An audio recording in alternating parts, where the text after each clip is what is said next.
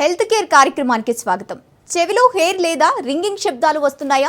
దాని లక్షణాలు ఎలా ఉంటాయి? చెవిలో శబ్దం వినిపించడం లేదా వినికిడి లోపం మధ్య సంబంధం ఉంటుందా? యువతలో పెరుగుతున్న చెవి సమస్యలకు ఎలాంటి జాగ్రత్తలు తీసుకోవాలి? చెవిలో శబ్దాన్ని నిర్లక్ష్యం చేయకుండా ఈఎన్టీని ఎప్పుడు సంప్రదించాలి? మెడికవర్ హాస్పిటల్స్ నుంచి consultant ENT head neck oncologist doctor G V Nagarjuna Reddy గారు మనతో పాటు స్టూడియోలో ఉన్నారు. వారిని అడిగి మరిన్ని వివరాలు తెలుసుకుందాం. సార్ నమస్కారం. నమస్తే అండి. సార్, ప్రధానంగా చెవిలో ఎయిర్ సౌండే కానీ ఇవి వస్తుంటాయి. ప్రధానంగా ఇవి దేనికి దాటిస్తాయి? సో ఈ సౌండ్ అనేది రకరకాలుగా వస్తుందండి. ఇట్ ఇస్ మనం అనుకున్న టినైటస్ అనేది ఒకటి చాలా ఫ్రీక్వెంట్. అంటే నా చెవిలో ఈగ తిరిగినట్టు అని సౌండ్ వస్తుంది, అయితే గంట కొట్టినట్టు రింగింగ్ సౌండ్ అంటారు. ఇది చాలా కామన్గా వస్తుంటుంది చాలామందికి.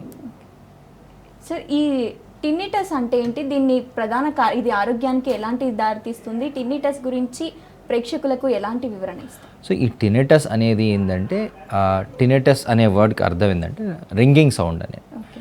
It can be like a ringing sound, అంటే రింగ్ చేసినట్టు, బజ్జింగ్ సౌండ్, రకరకాలుగా కొంతమంది మ్యూజికల్ సౌండ్స్ కూడా వినిపిస్తుంది.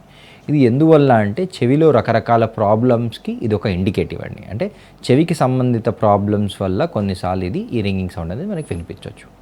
టిన్నిటస్ను నివారించడానికి ఎలాంటి జాగ్రత్తలు తీసుకోవాలి? అలాగే మున్ముందు చెవి సమస్యలకు ఎలాంటి వినికిడి లోపం జరగకుండా ఎలాంటి జాగ్రత్తలు తీసుకోవాలి? సో టిన్నిటస్, ఫస్ట్ అసలు మనం టిన్నిటస్ ఎందుకు వస్తుందో తెలుసుకుంటే, టిన్నిటస్ కారణాలు ఏంటి? టిన్నిటస్ కారణాలు ఏంటి అంటే మేజర్గా టిన్నిటస్ కారణాలు ఎల్డర్లీ పాపులేషన్, ఎస్పెషలీ పెద్ద వయసులో, అంటే ఎల్డర్లీ 60+ ఉన్న వాళ్ళకి ఏంటంటే వినికిడి లోపంతో పాటు ఈ ఎస్పెషల్లీ నరం సంబంధిత వీక్నెస్ ఉన్నప్పుడు ఈ టిన్నిటస్ అనేది వినిపిస్తుంది.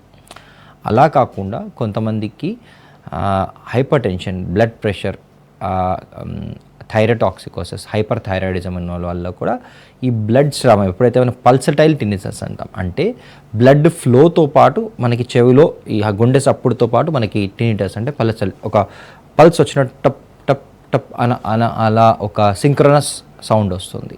దానికి రకరకాల కారణాలమ్మ. దానికి కెరోటిడ్ ఆర్టరీ స్టెనోసిస్ అంటే మనకు బ్రెయిన్కి రక్తం తీసుకెళ్లే నరంలో బ్లాక్ వల్ల, కొన్నిసార్లు థైరాయిడ్ హైపర్టెన్షన్ వల్ల, హైపర్ థైరాయిడిజం వల్ల, కొన్ని మిడిల్ ఇయర్ ట్యూమర్స్ అంటాం, అంటే గ్లోమస్ జుగులర్ అని మధ్య చెవిలో కొన్ని ట్యూమర్స్ ఉంటాయి. ఈవెన్ కొన్నిసార్లు బాగా జలుబు దగ్గు చేసినప్పుడు మధ్య చెవిలో ఫ్లూయిడ్ అక్యుములేట్ అయినప్పుడు మనకి టిన్నిటస్ లాగా అనిపించే అవకాశం ఉంటుంది. ఇప్పుడున్న యువతలో ఎక్కువ మంది ఇయర్ ఫోన్స్ ఇవన్నీ ఎక్కువ యూజ్ చేయడం వల్ల ఫ్యూచర్లో ఎలాంటి ప్రాబ్లమ్స్ ఫేస్ చేసే అవకాశం ఉంది? అంటే మీరు చెప్పినట్టు చాలామంది వస్తారు, నేను రెగ్యులర్గా ఇయర్ ఫోన్స్ వాడుతున్నాను అండి, నాకు ఈ సౌండ్ వస్తుంది, దానివల్లనా ఇంకా దేనివల్ల అంటే జనరల్గా నాయిస్ ఇండ్యూస్డ్ టిన్నిటస్ ఉంటుంది. అంటే బాగా ఎక్కువ లౌడ్ నాయిస్కి ఎక్స్పోజ్ అయ్యే వాళ్ళకి ఈ టిన్నిటస్ అనేది వచ్చే అవకాశం ఎక్కువ ఉంటుంది. సో లౌడ్ నాయిస్ వీళ్ళకు ఎలాంటి ప్రాబ్లమ్ ఫేస్ చేసే అవకాశం ఉంది? దీన్ని వినికిడి తగ్గించడానికి ఇది ఎంతవరకు ఉపయోగపడుతుంది? అంటే వినికిడి అనేది ఖచ్చితంగా ఈ లౌడ్ నాయిస్కి ఎక్స్పోజ్ అవ్వాలి. అంటే ఫ్యాక్టరీ వర్కర్స్ కానివ్వండి, డీజేస్ కానివ్వండి, లేదు అంటే ఎవరైతే ఈ లౌడ్ నాయిస్కి రిపీటెడ్గా ఎక్స్పోజ్ అవుతారో వాళ్ళకి ఈ హెరింగ్ అనేది తగ్గుతుంది. ఎంత లాంగ్ టర్మ్లో నాయిస్ ఇండ్యూస్డ్ హెరింగ్ లాస్ అంటాం, ఆ అవకాశం ఎక్కువ ఉంటుంది. యాజ్ వెల్ యాజ్ ఈ నాయిస్ ఎక్కువగా ఎక్స్పోజ్ అయిన వాళ్ళకి ఈ టిన్నిటస్ అనేది కూడా రావటం జరుగుతుంది. మనం ఇందాక మీరు చెప్పుకున్నట్టు చాలామంది యువత ఇయర్ పాడ్స్ వాడుతున్నాము. దీనికి ఒక సిండ్రోమ్ ఉంది, షాక్ సిండ్రోమ్ అంటారు, ఆడిటరీ షాక్ సిండ్రోమ్ అంటారు. ఎస్పెషలీ కాల్ సెంటర్లో పనిచేసే వాళ్ళు, రెగ్యులర్గా పీపుల్ హూ హ్యావ్ మీటింగ్స్ అని, వాళ్ళకి ఏమంటారు, సడన్గా మేము ఇయర్ ఫోన్స్ మాకు పెయిన్ వస్తుంది, ఒక రకమైన సౌండ్, షార్ప్ సౌండ్ వచ్చి మేము వర్క్ని ఆపేయాల్సి వస్తుంది. This is called auditory shock syndrome. దీనికి స్పెసిఫిక్గా కాజ్ ఏమి లేదు, అంటే మనకి ఇంకా తెలియదు కానీ సైంటిఫిక్గా, but it is very common in people who are using. అంటే మ్యాక్సిమం టైం వాళ్ళు కాల్స్ మాట్లాడటమే, హెడ్ ఫోన్స్ వాడటమే, ఇలాంటి వాళ్ళలో ఈ symptoms, pain, sudden onset pain, బాగా షార్ప్ సౌండ్ వచ్చి వాళ్ళు టాలరేట్ చేయలేకపోవడం, ఇవి అనేది చాలా కామన్ అండి. సార్, ప్రధానంగా చెవిలో శబ్దం వినిపించడం లేదా వినికిడి లోపం మధ్య ప్రధాన కారణాలు ఏంటి? సో మనకి చూసుకుంటే కన్నా స్టడీస్ ప్రకారం వినికిడి ఈ టిన్నిటస్ వినిపించే వాళ్ళకి సపోజ్ 100 మంది తీసుకుంటే దాదాపు 7-10% మందికి టిన్నిటస్ వస్తుంది అంటే ఏదో ఒక రకమైన వినికిడి లోపం ఉండొచ్చు అనే అవకాశం ఉంది. బట్ నాయిస్ మీరు ఇందాక అడిగినట్టు నాయిస్ ఎక్స్పోజర్ ఉన్న వాళ్ళకి దాదాపు 20% మందికి tinnitus hearing loss is associated with tinnitus. ఇంకోటి ఈ టినిటస్ ఉంది అంటే కంటిన్యూస్గా ఎప్పుడో ఒకసారిగా కంటిన్యూస్గా వస్తూనే ఉంది అంటే జనరల్గా components to be check this sensorineural hearing loss అంటాం. అంటే ఎవరైతే అయితే నరం సంబంధిత వీక్నెస్ అంటే మన వినికిడి నరం ఏదైతే బ్రెయిన్కి వెళ్తుందో లోపల చెవి నుంచి ఆ నరం సంబంధిత హియరింగ్ లాస్ ఉండే అవకాశం ఎక్కువ ఉంటుంది. ఆ దిశలో మనం ఫర్దర్గా ఇన్వెస్టిగేట్ చేసి ఆ కాజెస్ రూల్ అవుట్ చేసుకోవాలి. టినిటస్ వచ్చే ముందు ఎలాంటి జాగ్రత్తలు తీసుకోవాలి, దీన్ని నివారించడానికి కొన్ని సూచనలు, ఎలాంటి సూచనలు చెప్తారు మీరు? వచ్చే ముందు జాగ్రత్తలు అంటే జనరల్గా ఇది ఖచ్చితంగా మీరు చెప్పినట్టు ఇది స్పెసిఫిక్ ఇలా చేస్తే వస్తుంది అనేది ఏం లేదు. It is incidental finding. ఇది ఒక రోగం కాదు, కానీ ఇది ఒక కాంటినమ్, ఒక it is a symptom of a disease అని చెప్పవచ్చు. మనం తగ్గించుకోవడానికంటే అగైన్ నేను చెప్పాను there are different causes for it. Depending on the cause మనం ప్రికాషన్స్ తీసుకుంటే జరుగుతుంది. ఓకే. చెవిలో శబ్దాన్ని నిర్లక్ష్యం చేయకుండా ఈఎన్టీని ఎప్పుడు సంప్రదిస్తే మంచి జరుగుతుంది? సో మీరు చెవిలో శబ్దం వస్తుంది, దానివల్ల మన కాన్సన్ట్రేషన్ అనేది దెబ్బతింటుంది, మనం పని చేసుకునే దానికి మన ఇబ్బంది కలుగుతుంది, ఆర్ ఇట్ ఈస్ చాలా సివియర్గా ఉంది, మనం దాన్ని భరించలేకపోతున్నాం, స్లీప్ డిస్టర్బెన్స్ అవుతుంది, మన regular day to day work problematic అవుతుంది అంటే ఖచ్చితంగా మల్టిపుల్ టైమ్స్, అంటే ఒకసారి ఎప్పుడైనా మీరు బాగా స్ట్రెస్ అవుట్ అయినప్పుడు వస్తే అది వేరే విషయం. బట్ ఇలా కంటిన్యూస్గా వచ్చినప్పుడు ఖచ్చితంగా మీరు డాక్టర్ని కలవాల్సింది. ఎందుకంటే దాని ఫర్దర్ ఇవాల్యుయేషన్ ఎందుకు వస్తుందని తెలుసుకోవడం చాలా ఇంపార్టెంట్. ఇప్పుడు సాధారణంగా ఒక్క చెవిలోనే ఎక్కువ నొప్పి వస్తుంది. ఆ ఒక్క చెవి నుంచి ఇంకో చెవికి నొప్పి పెరగకుండా ఉండడానికి, దాన్ని నివారించడానికి ఎలాంటి జాగ్రత్త తీసుకోవాలి? సో మీరు చెప్పినట్టు ఒక చెవిలో ఈ టినిటస్ నొప్పి కానీ వస్తున్నట్టయితే ఇది కొంచెం ఎక్కువ సస్పిషన్గా ఉంటుంది. జనరల్గా ఈ టినిటస్ కారణాలు which are associated with hearing loss 2-3 causes ఉంటాయండి. మీనియస్ డిజీజ్ ఒకటి, వెస్టిబ్యులర్ ష్వానమోన్ అంటే వెనికిడి నరానికి సంబంధించిన 8th నర్వ్ ట్యూమర్స్ అంటాం. ఈ డిజార్డర్స్ని మేము రూల్ అవుట్ చేసుకోవడానికి ఖచ్చితంగా we have to do further investigation. ఈ యూనిలేటరల్ టినైటిస్ అంటే ఒక్క సైడ్ టినైటిస్ వచ్చే వాళ్ళకి ఈ రకమైన ఇబ్బందులు ఉండే అవకాశం ఉంది. అందుకని అట్లాంటి ప్రతి టినైటిస్ పేషెంట్ వచ్చినప్పుడు ఖచ్చితంగా వాళ్ళు మాకు వెనికిడి లోపం ఉంది లేదు మాకు బాగానే వినిపిస్తుందన్న మాకు ఒక సర్టన్ బ్యాటరీ ఆఫ్ టెస్ట్ ఉంటాయి. అంటే వాళ్ళ వెనికిడి పరీక్ష చేస్తాము, వాళ్ళకి ఇంపిడెన్స్ ఆడియోమెట్రీ ఉంటుంది, అది చేస్తాము. ఆ తర్వాత ఫర్దర్గా we do speech reception, discrimination, retrocochlear pathology అంటాం. అంటే మన ఇన్నర్ ఇయర్ వెనక ఇన్నర్ ఇయర్ తర్వాత ఉండే నర్వస్ సిస్టమ్ కాంప్లికేషన్ చూసుకోవడానికి అవసరమైతే ఎంఆర్ఐ కూడా చేస్తాం. సో ఇది ఒక బ్యాటరీ ఆఫ్ టెస్ట్ ఉంటుంది, ఒక స్టెప్ వైజ్ అని ఫస్ట్ ఈ టెస్ట్ చూసి తర్వాత ఫర్దర్గా వెళ్తాం. ఓకే, చూస్తున్నారు కదండి, చెవిలో శబ్దం వినిపించడం లేదా వినికిడి లోపం మధ్య ఎలాంటి జాగ్రత్తలు తీసుకోవాలి, అలాగే యువతలో పెరుగుతున్న చెవి సమస్యలకు ఎలాంటి జాగ్రత్తలు తీసుకోవాలో మనకు తెలియజేయడానికి మెడికవర్ హాస్పిటల్ నుంచి డాక్టర్ నాగార్జున రెడ్డి గారు మనతో పాటు ఉన్నారు. మీరు స్క్రీన్ పైన కనిపిస్తున్న నంబర్కి కాల్ చేసి నేరుగా మాట్లాడవచ్చు. సార్, ప్రధానంగా మిమ్మల్ని హాస్పిటల్కి సంప్రదించే ముందు ఎలాంటి లోపాలతో మిమ్మల్ని కన్సల్టెంట్ అవుతారు? చాలామంది పేషెంట్స్ మీరు చెప్పినట్టు సీనియర్ సిటిజన్స్, కొంతమంది అంటే different spectrum of patient age group. ఈ మధ్య చాలామంది software employees, call centre employees వాళ్ళు వస్తారు, సార్ నేను ఇయర్ పాడ్స్ బాగా వాడుతున్నాను, నాకు ఇట్లా సౌండ్ వస్తుంది. కొంతమంది బాగా యాంగ్జియస్ పేషెంట్, యాంగ్జైటీ డిప్రెషన్ కూడా ఈ టినిటస్కి కారణం అండి. ఎక్సెసివ్ కెఫీన్, ఎక్సెసివ్ అంటే 100% అసోసియేషన్ లేదు, కానీ ఎక్సెసివ్ బాగా మనం స్ట్రెస్ అవుట్ అయినప్పుడు అప్పుడు కూడా ఈ టినిటస్ వస్తుంది. అలా కాకుండా ఎల్డర్లీ పేషెంట్స్ ఎవరైతే ఈ వినికిడి లోపం వాళ్ళకి ఖచ్చితంగా ఎంతో కొంత ఈ టినిటస్ ఉంటుంది.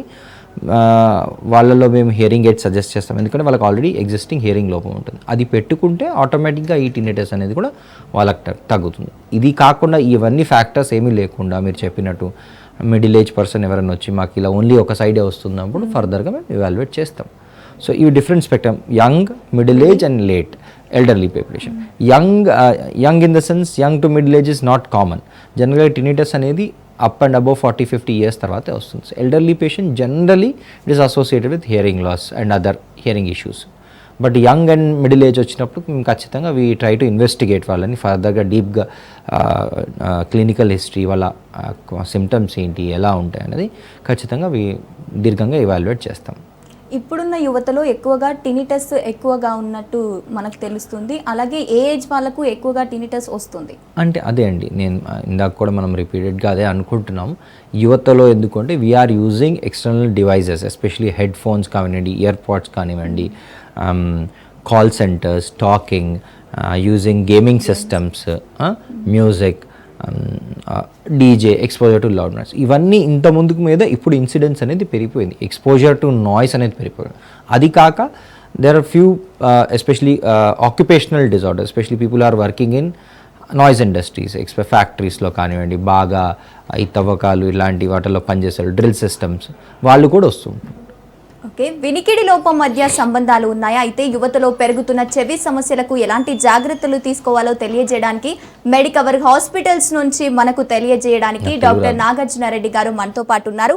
వారిని అడిగి మీరు మీ సమస్యలను తెలియజేయవచ్చు. మీకు స్క్రీన్ పైన కనిపిస్తున్న నంబర్కి కాల్ చేసి నేరుగా మాట్లాడవచ్చు.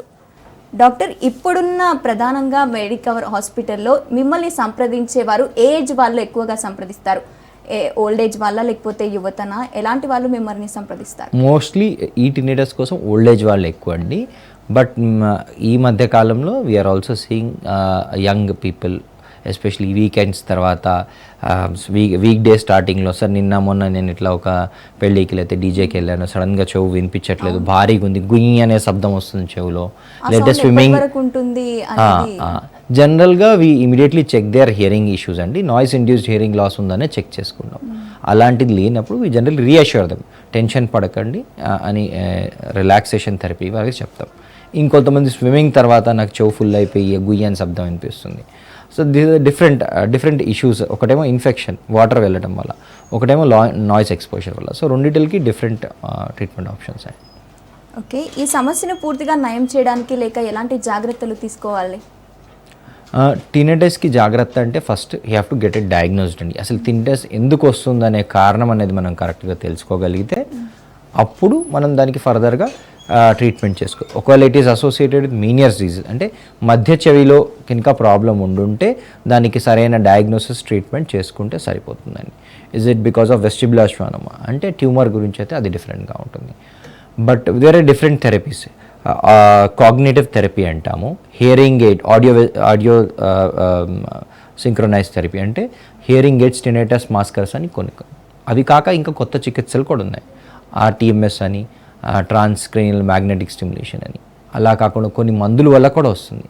కొంతమంది క్రానిక్గా కొన్ని మందులు వాడుతూ ఉంటారు, కొన్ని ఇన్ఫెక్షన్స్లో కొన్ని యాంటీబయాటిక్స్ ఇవ్వటం వల్ల కూడా ఈ టినిటస్ అనేది వస్తుంది.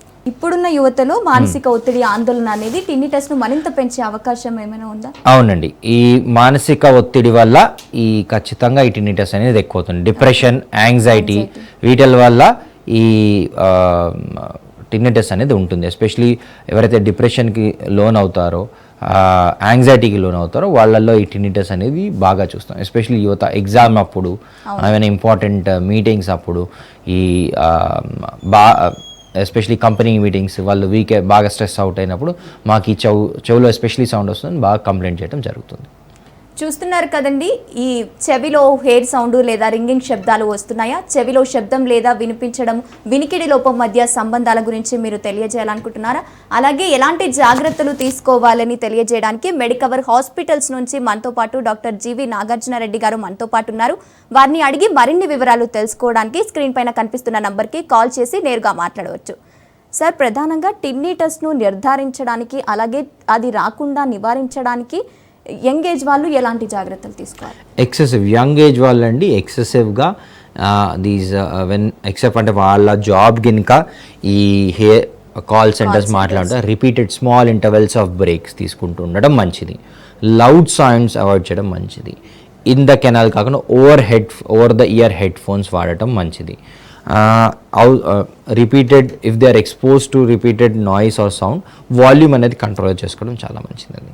Apart from this, whenever there is doubt, వాళ్ళకి ఎప్పుడైనా డౌట్ వచ్చి ఇలా అనిపిస్తే కనుక ఒక బ్రేక్ తీసుకొని ఖచ్చితంగా ఒక హియరింగ్ ఎవాల్యుయేషన్ చేసుకోవడం అనేది చాలా ఉత్తమం. అది కాకుండా ఎస్పెషలీ వీకెండ్స్లో కానీ, పెళ్ళి పార్టీస్కి వెళ్ళినప్పుడు కానీ, ఇలాంటి స్పీకర్స్ దగ్గర ఈ మధ్య మనం చాలా పవర్ఫుల్ స్పీకర్స్ వస్తున్నాయి. సో ఆ స్పీకర్స్ దగ్గర వెళ్ళకుండా ఈ లౌడ్ సౌండ్స్ని ఖచ్చితంగా అవాయిడ్ చేయాలండి యంగ్ ఏజ్ పిల్లలు. అండ్ మీకు క్రానిక్గా కనుక యాంగ్జైటీ, ఎస్పెషలీ యాంగ్జైటీ డిప్రెషన్ మనం విందాం ఇప్పుడున్న యువతలో ఎక్కువ యాంగ్జైటీ డిప్రెషన్ ఎక్కువగా సో ఈవెన్ మేము యంగ్ పేషెంట్స్కి ఎవరైతే ఏ కాజ్ ఉండదో, బాగా యాంగ్జియస్ లేకపోతే డిప్రెషన్లో ఉండి ఈ టినైటస్ వస్తారో వాళ్ళకి రిలాక్సేషన్ థెరపీ అంటే కామ్గా ఉండటం, మెడిటేషన్ చేయటము, టినైటస్ రిటర్నింగ్ థెరపీ అంటే టీఆర్టీ అంటాం. దానిలో ఏం చేస్తామంటే ఒక మైల్డ్ మ్యూజిక్ అనేది వాళ్ళు పడుకునేటప్పుడు బెడ్ పక్కన పెట్టుకొని పడుకుంటే వాళ్ళకి అది ఒక సూదింగ్ సౌండ్ లాగా వినిపిస్తుంది. ఎస్పెషలీ ఈ టినైటస్ అనేది రాత్రి పూట చాలా బాగా ఇబ్బంది పడుతుంది, ఎందుకంటే సైలెంట్ ఎన్విరాన్మెంట్ ఉంటుంది. చాలా పేషెంట్స్ ఏం చెప్తారంటే నాకు పొద్దునంతా బాగానే ఉంటుందండి, రాత్రి పూట పడుకునేటప్పుడు మాత్రం ఈ సౌండ్ బాగా వినిపిస్తుంది, నాకు సైలెంట్గా ఉన్నప్పుడు బాగా వినిపిస్తుంది, మామూలు పొద్దునంతా పనిచేసినప్పుడు నాకు ఈ సౌండ్ తెలియదని. ఇది ఎందువల్ల అంటే బికాజ్ చుట్టూ ఎన్విరాన్మెంట్ సైలెంట్ ఉన్నప్పుడు చిన్న సౌండ్స్ కూడా మనకి బాగా వినిపిస్తుంటాయి. కొంతమంది పేషెంట్లు ఇది బయటికి కూడా తెలుస్తుంది, అంటే ఆబ్జెక్టివ్ టినైటస్ అంటాం. వాళ్ళలో మన డాక్టర్ కానీ వాళ్ళ అటెండర్స్ కానీ చెవు పక్కన పెడితే అది వినిపిస్తుంది. సో వీళ్ళలో వీ టెల్ దెమ్ ఎస్పెషలీ కారణాలు ఏం లేనప్పుడు meditation, relaxation therapy with all TRT ఒక సాఫ్ట్ మ్యూజిక్ ప్లే చేసుకుంటే ఏంటంటే ఇది మాస్క్ అయిపోతుంది. అలా కాకుండా మీరు చెప్పినట్టు హియరింగ్ లాస్తో వచ్చిన ఎల్డర్లీ సీనియర్ సిటిజన్ పేషెంట్స్ ఉన్నప్పుడైతే వాళ్ళకి హియరింగ్ ఎయిడ్ ఇస్తే టినిటస్ మాస్కింగ్ అనేది జరుగుతుంది.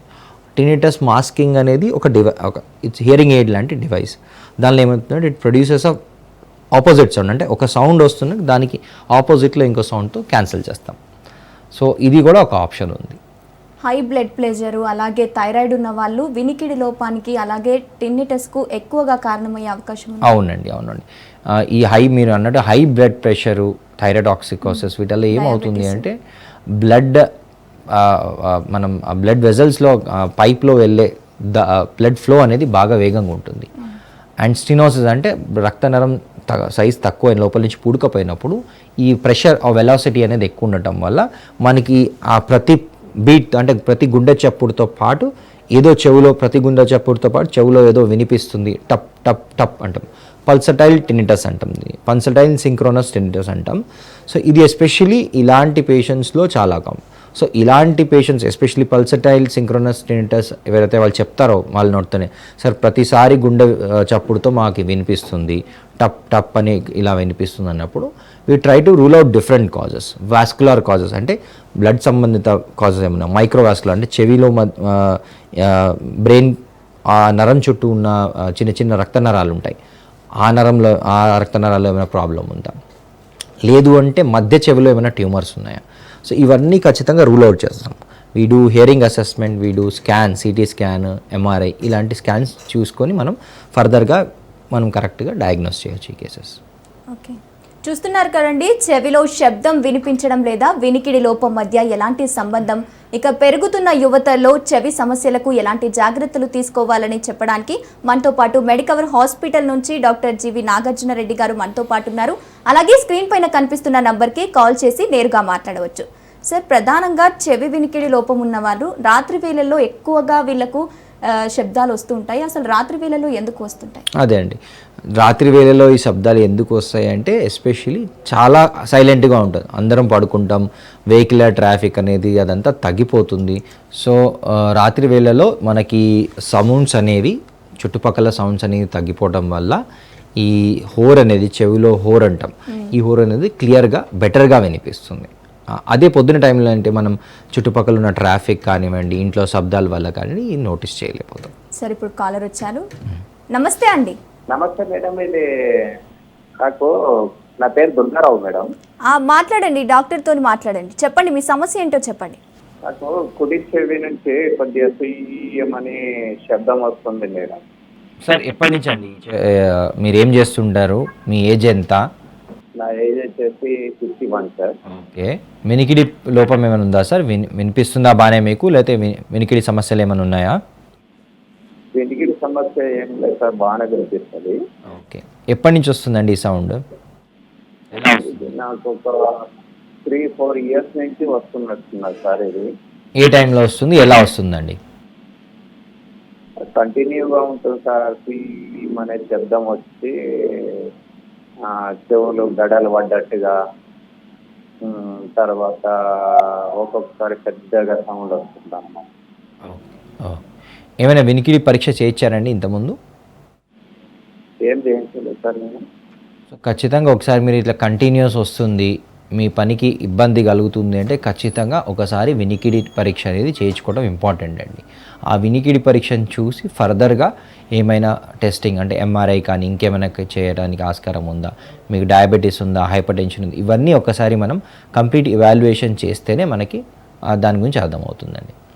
థ్యాంక్ యూ అండి. రైట్, చూస్తున్నారు కదండి, చెవిలో శబ్దం వినిపించడం లేదా వినికిడి లోపం మధ్య సంబంధానికి సంబంధించి యువతలో పెరుగుతున్న చెవి సమస్యలకు ఎలాంటి జాగ్రత్తలు తీసుకోవాలో తెలియజేయడానికి మెడికవర్ హాస్పిటల్ నుంచి డాక్టర్ జీవి నాగార్జునరెడ్డి గారు మనతో పాటు ఉన్నారు. వారిని అడిగి మరిన్ని వివరాలు తెలుసుకోవడానికి స్క్రీన్ పైన కనిపిస్తున్న నంబర్కి కాల్ చేసి నేరుగా మాట్లాడవచ్చు. సార్, ప్రధానంగా ఇప్పుడు అందుబాటులో ఉన్న హాస్పిటల్సే కానీ ఇవన్నీ వినికిడిని తగ్గించడానికి ఎంతవరకు ఉపయోగపడతాయి? మనకి టినిటస్ తగ్గించడానికి మెయిన్గా మనం ఇందాక అనుకున్నట్టయితే first we'd start with relaxation therapy. అంటే వాళ్ళ రిలాక్స్ కావాలని యాంగ్జియస్ పేషెంట్ అయితే దానివల్ల చాలామందికి ఈ టినిటస్తో రిలీఫ్ వస్తుంది. అది కాక ఎస్పెషల్లీ ఏమి ప్రాబ్లమ్స్ లేని వాళ్ళకి, ఒకవేళ హియరింగ్ ఇష్యూస్ ఉన్న వాళ్ళకైతే వీ గివ్ హియరింగ్ ఎయిడ్స్. ఆ హియరింగ్ ఎయిడ్స్ ఆటోమేటిక్గా ఈ సైమల్టేనియస్గా టినిటస్ మాస్కింగ్ చేస్తుంది. ఇది కాకుండా ఎస్పెషల్లీ ఇయర్ డిజార్డర్స్ అంటే మీనియర్స్ కానివ్వండి, ఇంకేమైనా వెస్టిబులర్ షానోమాస్ కానివ్వండి, ఇయర్ ఇన్ఫెక్షన్స్ వాళ్ళకు ఉన్నప్పుడు దానికి తగ్గ ట్రీట్మెంట్ ఇచ్చినప్పుడు ఆటోమేటిక్గా మనకి ఈ రిలీఫ్ అనేది రావడం జరుగుతుంది. అధిక శబ్దం అలాగే ఇయర్ ఫోన్స్ లేదా వృత్తిపరమైన సమస్యలకు ఈ టినిటస్ ఎలాంటి ప్రభావం చూపే అవకాశం ఉంది? మీరు చెప్పిన వృత్తిపరంగా వచ్చే అంటే ఎస్పెషలీ వీళ్ళు హై నాయిస్ ఎన్విరాన్మెంట్లో పనిచేసే వాళ్ళకి ఖచ్చితంగా hearing loss as well as ఈ టినిటస్ వచ్చే అవకాశం చాలా ఎక్కువగా ఉంటుందండి.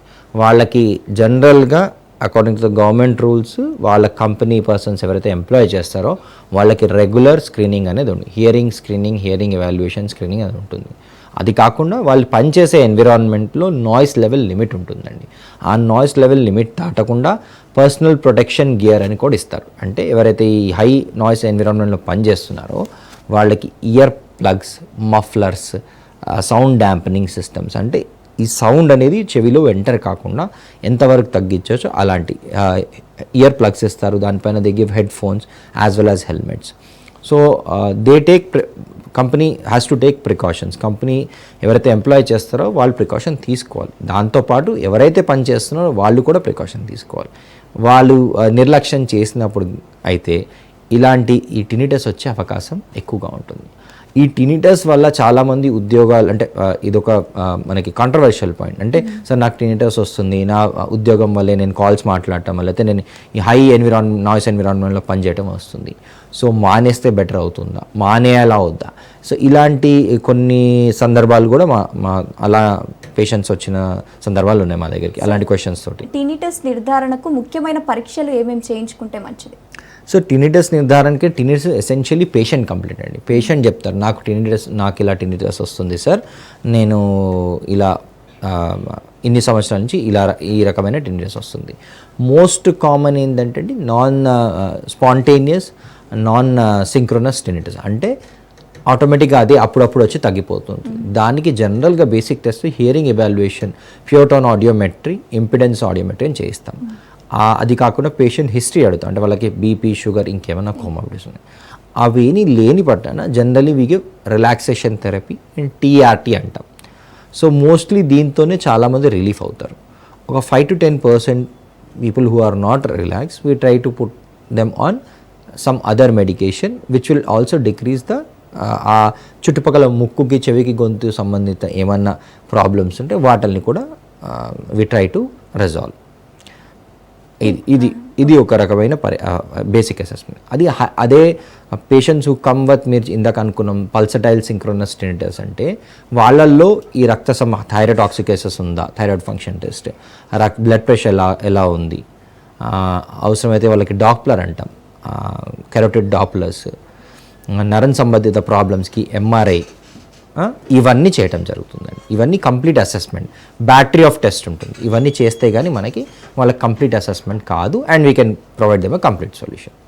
టినిటస్ ఎన్ని రకాలుగా ఉంటుంది, అలాగే ఇప్పుడున్న యువతలో టినిటస్ను తగ్గించడానికి ఎలాంటి జాగ్రత్తలు తీసుకోవాలి? సో టినిటస్ రకాలంటే ఎసెన్షియలీ 2 టైప్స్ అండి, సబ్జెక్టివ్, ఆబ్జెక్టివ్.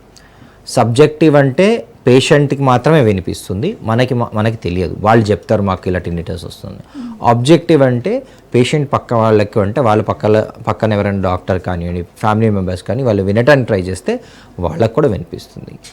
ఈ టినిటస్లో కూడా మళ్ళీ మనం ఇందాక అనుకున్నాం దాని ఫ్రీక్వెన్సీని బట్టి, అంటే ఎవ్రీ మినిట్కి ఒకసారి వస్తుంది, రెగ్యులర్గా వస్తుంది అంటే సింక్రోనస్ అంటాం. అదే అప్పుడప్పుడు ఇంటర్మీడియట్గా వచ్చిపోతుంది నాన్ సింక్రోనస్ అంటాం.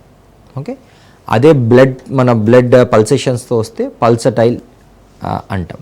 So there are different again మళ్ళీ దాని పీరియాడిసిటీ బట్టి దాన్ని synchronous pulsatile, non synchronous pulsatile అని డివైడ్ చేయొచ్చు. సో అన్నిటికన్నా మోస్ట్ కామన్ స్పాంటేనియస్గా జనరల్ పబ్లిక్ అంటే దాదాపు మన 100 మెంబర్స్లో ఆల్మోస్ట్ 90% ఆఫ్ ఎవరో మన లైఫ్ టైంలో ఒక్కసారైనా ఇది మనకి టినిటస్ వచ్చి ఉంటుంది. బాగా స్ట్రెస్ అవడానికి, బాగా అలసిపోయినప్పుడు, నిద్ర లేనప్పుడు, బాగా ఎక్సెసివ్గా వర్కౌట్ చేసినప్పుడు ఇది మనకు వచ్చేది స్పాంటేనియస్ నాన్ సింక్రోనస్ టినిటస్. ఇది ఆటోమేటిక్గా 1 or 2 ఎపిసోడ్స్ వచ్చి ఆ టైంలో వచ్చి వెళ్ళిపోతుంది. Okay, thank you sir. చూశారు కదండి, చెవిలో శబ్దం లేదా వినిపించడం, వినికిడి లోపం మధ్య సంబంధానికి సంబంధించి డాక్టర్ మనకు సూచనలు, సలహాలు ఇచ్చారు. ఇది ఇవాల్టి హెల్త్ కేర్ కార్యక్రమం. Keep watching Raj news.